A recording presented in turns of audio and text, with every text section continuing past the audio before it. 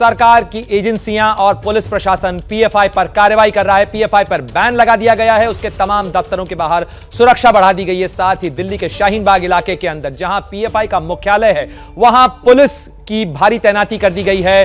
Police का flag march Shaheen Bagh के इलाके के अंदर इस समय चल रहा है। साथ ही शाहीन बाग और ओखला के इलाके के अंदर धारा 144 भी लगाई गई है। आपको बता दें कि शाहीन बाग में ही पीएफआई का मुख्यालय है। आज यह अध्यादेश जारी कर दिया गया कि पीएफआई पर 5 साल के लिए प्रतिबंध लगाया गया है। साथ ही पीएफआई के जो तमाम दफ्तर हैं, जिसके अंदर पीएफआई का पब्लिकेशन डिवीजन भी है, जिसका मुख्यालय शाहीन बाग और ओखला के इलाके के अंदर, वहां भी प्रतिबंध लगा है। और ऐसे में पुलिस की तैनाती बढ़ाई गई है इस पूरे इलाके के अंदर। साथ ही जो पुलिस के दस्ते हैं वो फ्लैग मार्च कर रहे हैं।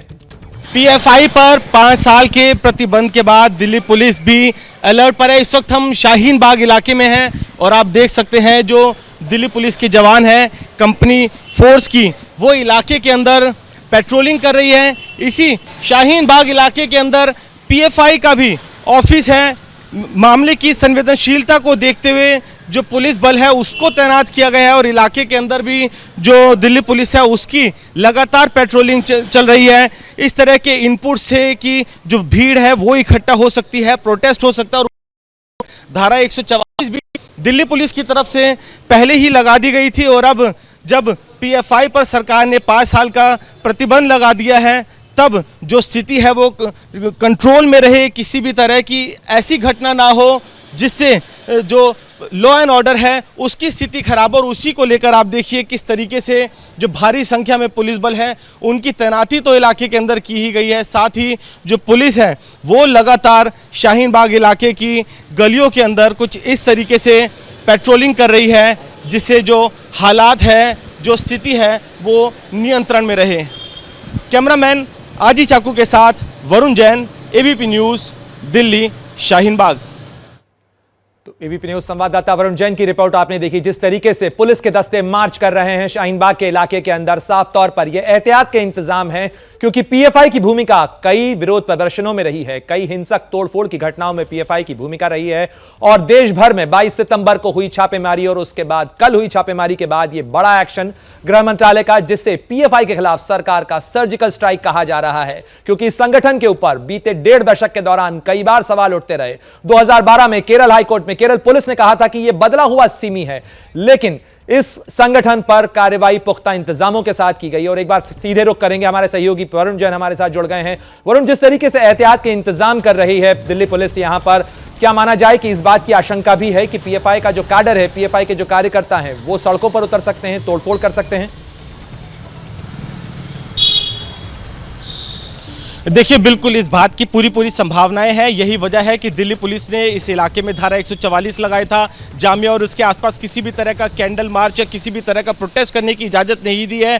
कल दिल्ली पुलिस कमिश्नर ने खुद बड़े आला अधिकारियों के साथ मीटिंग को रिव्यू किया है और हमने एबीपी ने कल ही बताया था, इस बात की सख्त इंस्ट्रक्शन दी है कि किसी भी तरह की कोई अप्रिय घटना या प्रोटेस्ट इस मसले को लेकर नहीं होना चाहिए। और अब पीएफआई पर 5 साल का प्रतिबंध लगा है तो दिल्ली पुलिस को इस बात की आशंका है कि जो सिंपैथाइजर है वो किसी तरह का प्रोटेस्ट कर सकते हैं और प्रोटेस्ट की आड़ में किसी बड़ी वारदात को भी अंजाम दिया जा सकता है। शायद यही वजह है कि आप देखिए शाहीन बाग इलाके में दिल्ली पुलिस की कई कंपनी फोर्स जो है उसको तैनात किया गया है। पीएफआई के दफ्तर के बिल्कुल मैं नज़दीक मौजूद हूं, वहां पर भी भारी संख्या में पुलिस बल की तैनाती की गई है और साथ ही पूरे इलाके के अंदर जो दिल्ली पुलिस है वो मार्च कर रही है। अगर मैं प्रणय आपको दिखा दूं, मैं क्योंकि जो पुलिस की पेट्रोलिंग चल रही थी, इलाके के अंदर मार्च चल रहा था, उसके साथ साथ थोड़ा आगे निकल आया था और अब मैं उसी गली के अंदर मौजूद हूँ जहाँ पर पीएफआई का दफ्तर है। तो आपको आगे पीएफआई के दफ्तर के बाहर भी बड़ी संख्या में पुलिसकर्मी यहाँ पर मौजूद नजर आएंगे। तो कहीं ना कहीं इस बात की आशंका है,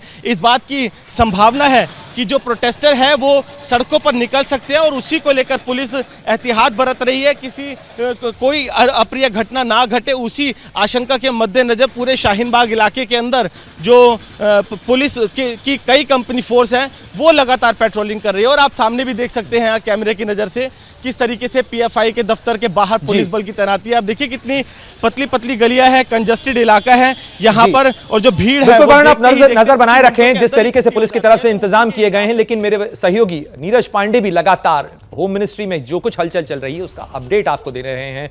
वरुण के बाद मैं सीधे रुख करूंगा नीरज पांडे का। नीरज, जिस तरीके से गृह मंत्रालय लगातार इस मामले पर रिव्यू मीटिंग ले रहा था, पुख्ता इंतजामों के साथ की गई कार्रवाई, एड्रेस क्या है? मुझे लगता है हमारा संपर्क नहीं हो पा रहा है नीरज से, लेकिन सीधे रुख करेंगे। ब्रजेश राजपूत भी भोपाल से हमारे साथ जुड़े हुए हैं। ब्रजेश, जिस तरीके से ये माना जाए कि ये पुख्ता इंतजामों के साथ की गई कार्रवाई है, मध्य प्रदेश की अगर बात करें या खासतौर पर पश्चिमी भारत की अगर बात करें, तो इस पूरे इलाके के अंदर पीएफआई का नेटवर्क इससे टूटता है। निश्चित ही ये कार्रवाई बहुत सोच समझ के की गई है। दरअसल लंबा वक्त मिल गया है पूरे सबूत जो एकत्र करने में, क्योंकि जानकार लोग बताते हैं कि प्रतिबंध लगाना जितना आसान है उसको कोर्ट में साबित करना उतना कठिन होता है। कुछ देर पहले हमारे जो साथ वो डीजीपी साहब थे, पूर्व डीजीपी साहब, वो यही बता रहे थे कि चैलेंज कर, इनके साथ बड़े बड़े लॉयर्स की टीम होती है, तुरंत उसको चैलेंज करते हैं हाई कोर्ट में, सुप्रीम कोर्ट में। तो सरकार को डिफेंड करना मुश्किल होता है कि हमने जो पाबंदियाँ लगाई हैं या प्रतिबंध लगाया है किस आधार पर लगाया है। क्या मजबूरी है मेरी, बताइए। मैं अभी आपको बताती हूँ कि मैंने ओए होए होए होए नमकीन के चटकारे लेते हुए टकटकी मार के डिबेट शो को पॉज रिपीट कर करके देख रहे हैं जोगिंदर जी। इनकी तरह आप भी देखें अपने फेवरेट डिबेट्स को रिपीट कर और डाउनलोड कीजिए एबीपी लाइव ऐप अपने स्मार्ट टीवी पर।